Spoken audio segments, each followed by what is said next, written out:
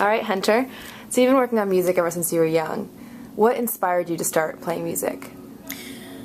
I don't know. I think as far as inspiration, music's kind of all I've ever sort of gravitated towards. It's kind of like waking up in the morning and breathing. You know, it's like I think music was the only way, and I didn't know this, but I've come to find out that music's kind of my only way of communicating. It says a lot of things that I can't say, and that's how I say everything I need to say. And music's kind of been a force, just a moving thing in my life, just this spirit kind of moving through my life. And so I guess I just gravitated towards it because it was so powerful. It kind of called me, you know what I mean? That's great. Do you have a favorite childhood memory? I know I know you've been performing a lot ever since you were little, but just any childhood memory involving music. It doesn't have to be with a celebrity or anything. Tons. I mean, favorite. I'm not good with favorites because they change like every day. You know what I mean? Favorite. You just performed with Keith Urban recently, right? Yeah. If I can still be called a child now. No, I don't think you can. Okay, I can't go over that. You know what? I got to meet actually Brad Paisley. He was on air on the radio when I was a kid. I say kid. I was probably 9 or 10. And he had just come out, and he was on the radio, and Mom and I were big fans. And so we were driving home from school. We heard him on the radio, and we knew the DJ. So we were like, let's just go over to the station and just like slide in and and like see if the DJ can introduce us. You know, we were like, it's probably recorded already. But anyway, we went, and he introduced us to Brad, and Brad was like so nice. He like shared the interview with me and whatever not, because the DJ knew us, and so he played a couple of my tunes, and then he invited me out to play with him that night at a place called the Stockyard Saloon in Lafayette, Louisiana, and it was really cool. Got to play with him, and he's pretty much remembered me ever since, which was really neat. That's amazing. Yeah. So you had a total fan moment.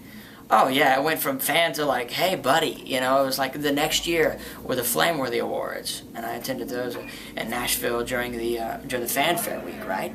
And I was at Fanfare, and I yelled out to him, and I was like, hey, Brad, not expecting him to even turn around or even hear or acknowledge, and he was like, hey Hunter, how's it going? And I was like, my goodness. That's really exciting. Yeah, so it was really cool. That's awesome. That's a pretty big one. That's a good special memory. Mm-hmm. What inspired your new single, Storm Warning?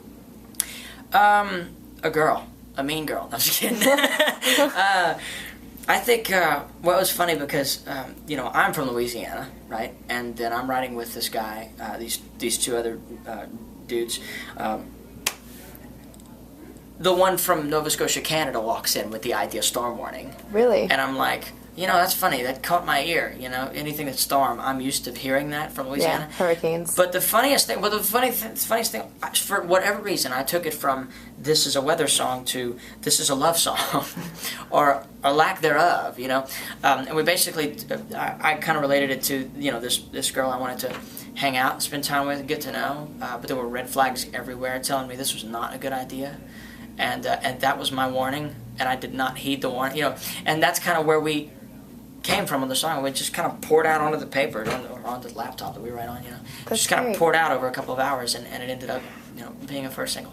Oh, nice. So can you talk a little bit? You've played 30 instruments. I didn't even know 30 instruments existed. I didn't either. On your album. Well, here's what it is. Like, Dan, sorry, I didn't mean to cut you off. No, I just go. cut you off. I'm such a jerk. Just speak. Good go. grief.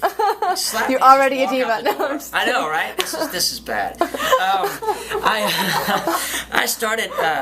Dan has Dan Huff, who I got to co-produce a record with. I'm still feeling really bad about that. Dan brought in he's got 4 different styles of mandolins. He's got the normal mandolin, he's got a 6-string mandolin, it's tuned all weird. Then he had this longer mandolin which was tuned deeper and had a different tuning, and then there was another one. It's things like that. You've got a mandolin. Well, all of a sudden there's 4. You got an acoustic. Well, you got the high string, you got the 12 string, you got the different tunings that we did and the different sort of size guitars that we used. Did you have to learn how to play them differently, or was it kind of instinctive since you know the basic instrument? It was a bit of an adaptation, yeah. I mean, I was used to acoustic stuff, and I was used to the mandolin, but when we got the mini mando, which is the 6-string, it was like playing a guitar.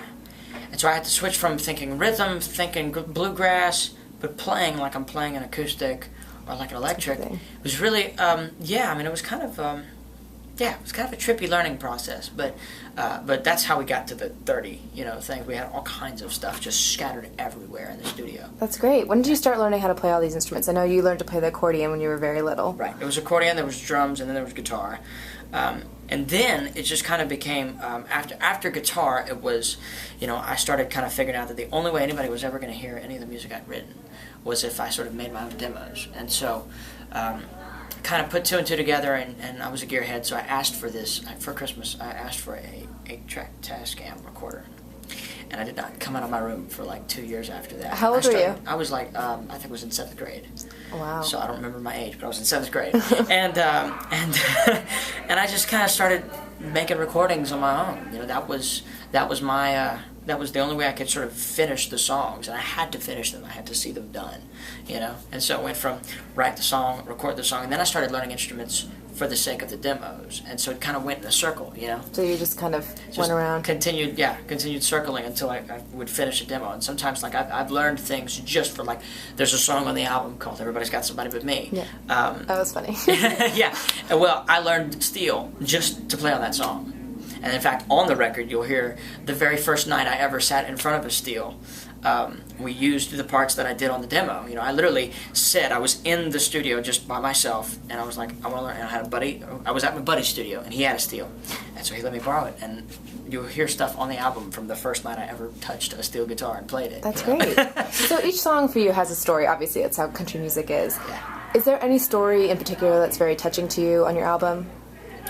Wanted is pretty strong. I mean, I'm a dude, so it's like I come from it from a totally different aspect. Like I wrote this for a girl that I wanted to say, look, I don't just like need to be with someone like you. Like I just want to hang out with you. Of course, she doesn't know that I wrote it about her, and she'll never know. But oh no. But wanted kind of means a lot to me because I feel like we all want to. I mean, we all want to feel that thing where somebody just wants to be with us. Somebody just likes our company for whatever reason. You know what I mean? And that's really close to me.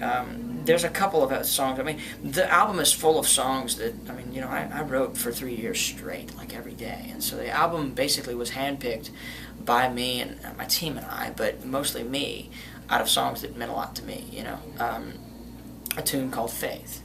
There's a tune called Faith on there that's all about just losing everything and realizing, hey, I haven't lost anything, I've still got faith, And songs like Cry With You, Rainy Season. Rainy Season is a big one for me because it's all about someone leaving and begging them not to, Mm-hmm. But, so...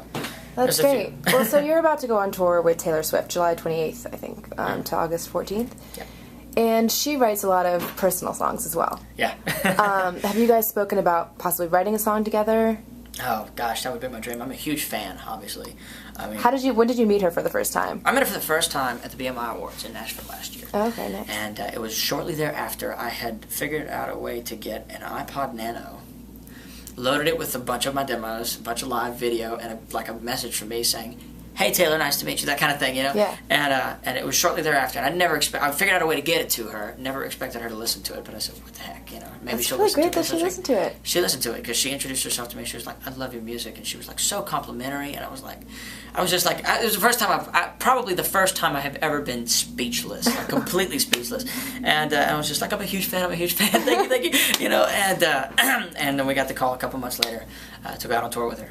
That's great. So, I mean, yes, do I dream of writing a tune with one of my favorite writers? Yeah, absolutely. Don't expect that, but it would be cool. Yes. Because I'm a fan. And what songs are you going to be performing all of your songs on stage? Do you know have you worked out your set list? Everything. We're going to do 4 songs, and for the sake of suspense, I'm not telling anybody anything. All right, great. No, but do go to the website because that'll give you a good hint of what we're playing. Great. And you're excited to be working with her and. Oh, absolutely. Yeah. I know she's very sweet to all of her fans, so it's a nice story to hear that she. The whole team reached out the to whole you. team. It's all about the fans. It's all about the people who have, yeah, for sure. She's so nice. She was so nice to us. I mean, I did not expect the amount of just gratitude that she and her team had. It was really cool. That's great. And what's it like working with somebody? Are you excited about working with somebody that's close to your age? Because you've worked with a lot of people that are older. You've worked with Rascal Flatts. Yeah, well, I mean, that's one of the reasons I'm a big fan of hers is because she's my age, someone my age who I feel like would never speak for her by any means, but I feel like what I relate to is that there's a person who lived for music, very similar to the way I did, and and wanted to do that and did it. And did whatever it took to do it and live the dream, you know. And like I said, I don't know the story, but that's what I relate to. There is someone my age who has done it and who is living the dream, and I'm hoping that I can sit across the table and take some notes. You know, like, how'd you do this? You know, that kind of thing. That's great. For sure. And then just last question: who is your dream person to work with? We can take Taylor Swift out of it because you're about to live that dream. Who would you like to collaborate with? Is there any female singer that you would like to do sort of a Lady Antebellum kind of duet? That's interesting. I never thought about that. Never even thought about that. That's so interesting. Gosh, there's a ton. There's really a ton. It doesn't even have to be female. It could be just... Yeah, well, like, I mean, I got to stand on stage the other night. I'm still not believing this happened, but a couple nights ago, I got to stand on stage with Keith Urban. I got to hang out with him. First of all, he invited me to sound check. We got to hang out. We chatted about everything. Cars. We talked about cars. I was like, freaking cool. But we talked about, you know, music, guitars, amps, everything. And then he was like, hey, you know a song called Better Life? And I was like, do I know it, you know? And he was like, well, do you want to come up and play it? And I was like, yeah, I'd like to, you know? And so I did. And I'd love to get to work with him, do something just, you know, off the wall, different, or whatever, you know, just do a track with him one day. Stevie Wonder would be a really cool thing, just because he played a lot of his own instruments on his, you know, on his albums and stuff. That would be cool. Those are two that come to mind immediately. Get back to me in a week and I'll have a whole other list. All right. Is there anything that you want your fans to know? Any message you want to send out to them? Anything they don't know about you yet that you would like them to know? Anything that they don't know about me, they probably shouldn't know. I'm just kidding. I don't know. One thing I've learned by living this dream, by doing this music thing, is that you can dream. You can dream as big as you want, and there is absolutely a big chance. Not even a chance. It's dream as big as you want, because they come true every day. All right.